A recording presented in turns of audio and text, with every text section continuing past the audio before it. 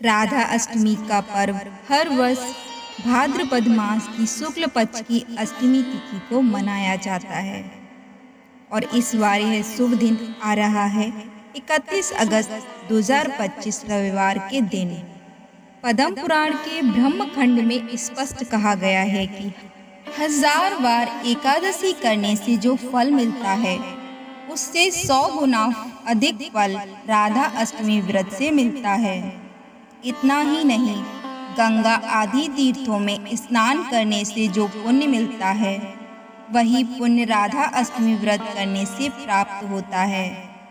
तो आइए जानते हैं इस वीडियो से राधा अष्टमी की संपूर्ण जानकारी, शुभ मुहूर्त, समय, व्रत कथा, महत्व और उससे जुड़े प्रश्नों के बारे में।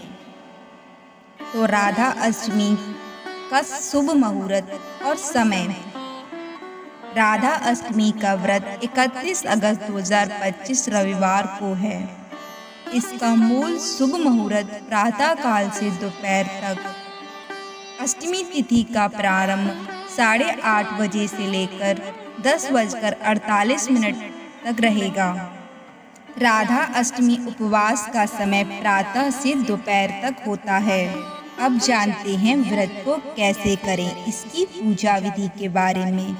एक दिन पहले अर्थात सप्तमी के दिन संध्या के बाद भारी अन्न ना लें। मन और इंद्रियों को संयम में रखें। भगवान श्री कृष्ण और राधा रानी का स्मरण करें।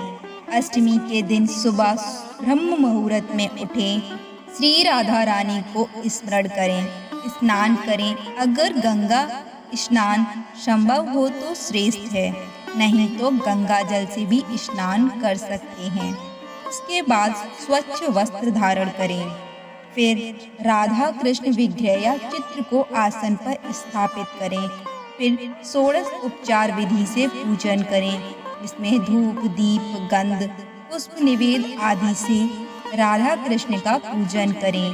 फिर उसके बाद तुलसी का पूजन करें। फिर हरे कृष्ण महामंत्र का जाप कम से कम 108 बार जरूर करें। अगर संभव हो तो अभिषेक करें। दूध, दही, घी, शक्कर, शहद आदि से राधा कृष्ण का अभिषेक भी कर सकते हैं। फिर भोग अर्पित करें। भोग सात्विक भोजन और तुलसी दल से बना हो। उपवास संबंधित नियम। निर्जल या जल पर उपवास करें। सिर्फ दोपहर तक इस व्रत को करना है। उसके बाद चरणामृत और भोग प्रसाद से इस व्रत का पारण किया जाएगा। प्रश्न: अगर घर में राधा रानी का विग्रह नहीं है तो क्या करें? तो फिर चित्र से भी पूजा कर सकते हैं। चित्र भी नहीं है तो मानसिक रूप से पूजा की जा सकती है। पीरियड में महिलाएं क्या करें? प्रत्यक्ष पूजा ना करें, लेकिन जप, कीर्तन, कथा सुनकर इस व्रत को कर सकती हैं। गर्भवती महिलाएं कैसे करें इस व्रत को? आसानी से कर सकती हैं। आध्यात्मिक अभ्यास ज़्यादा करें। उपवास को लेकर डॉक्टर की सलाह ले लें। अब राधा अष्टमी पर क्या करें? आइए अब जानते हैं राधा अष्टमी के दिन क्या करना चाहिए। तो इस दिन अधिक से अधिक हरे कृष्ण महामंत्र का जाप करें। राधा कृपा कटाक्ष स्रोत का पाठ करें। श्रीमद् भागवतम का श्रवण करें। प्रमाणित गुरु या भक्तों से राधा रानी की लीलाओं का श्रवण करें। सनातन धर्म में सभी पर्व को महत्वपूर्ण माना जाता है।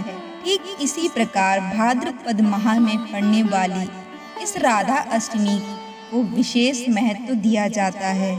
यह त्योहार श्री राधा रानी को समर्पित होता है।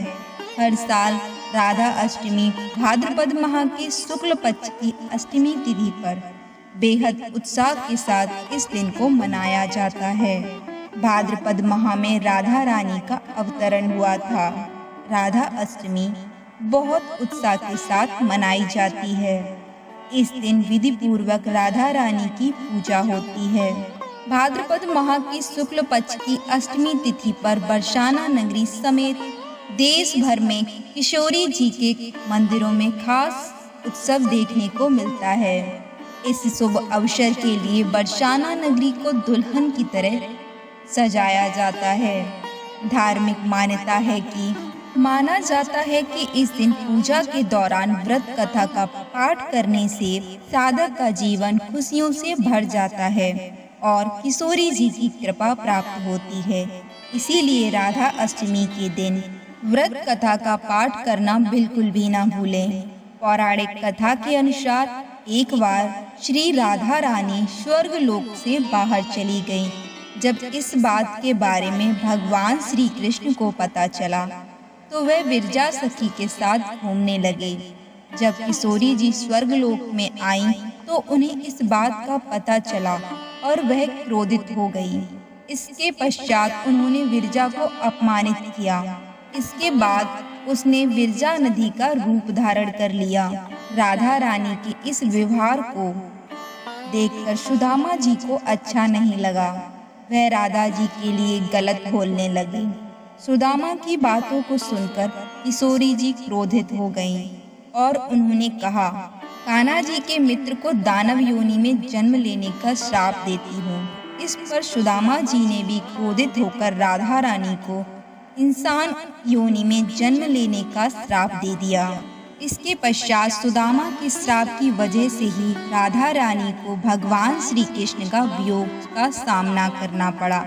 कुछ पौराणिक कथाओं के अनुसार द्वापर युग के दौरान जगत के पालनहार भगवान विष्णु ने कान्हा जी के रूप में अवतार लिया तो उनकी पत्नी धन की देवी माँ लक्ष्मी राधा रानी के रूप में पृथ्वी पर अवतार लिया।